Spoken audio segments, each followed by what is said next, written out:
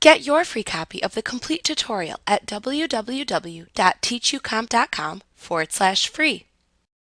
Building blocks let you create reusable document content you can save and later insert into your future documents as needed.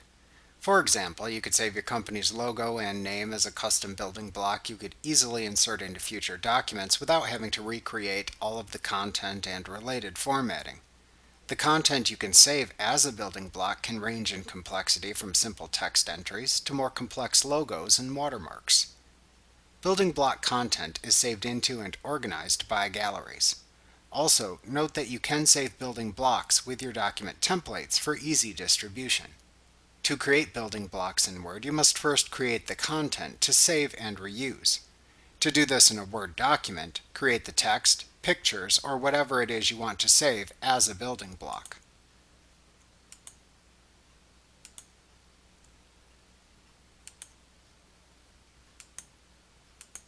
You then need to select all the content to save as part of the custom building block. It's important to note that if you want to save the formatting associated with a text selection, you must also include the paragraph mark that follows the selection as part of the building block. Remember that you may need to enable the display of non-printing characters to see the paragraph marks within a document. To then save the selected content as a building block in Word, click the Insert tab in the ribbon.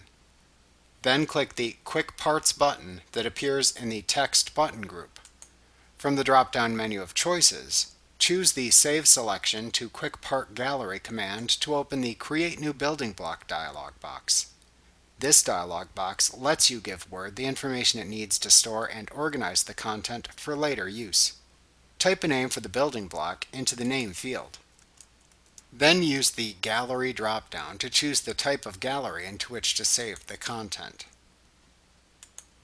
To make the content available from the Quick Parts drop-down button's menu of choices, select the Quick Parts Gallery choice. Then use the Category drop-down to either select an existing classification category or create a new category for classification purposes. Then enter a brief text description of the saved content into the Description field. Then use the Save In drop-down to choose the document template into which to save the content. By default, Word saves its building blocks into a buildingblocks.docx document template file. This makes it available to you on that machine.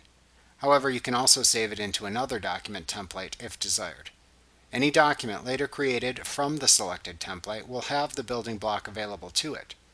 Remember that the default template used for new blank documents is called the normal template. To make this building block available to all default templates on this computer, you can choose the normal template choice from the Save In drop-down. Otherwise, select the name of the custom template to which to save the building block. Note that to save it into a custom template, you must first open the custom template in Word before it will appear as a choice within the Save In drop-down list in this dialog box. After selecting a template, then use the Options drop-down to choose how Word will insert the content into a document when used in the future.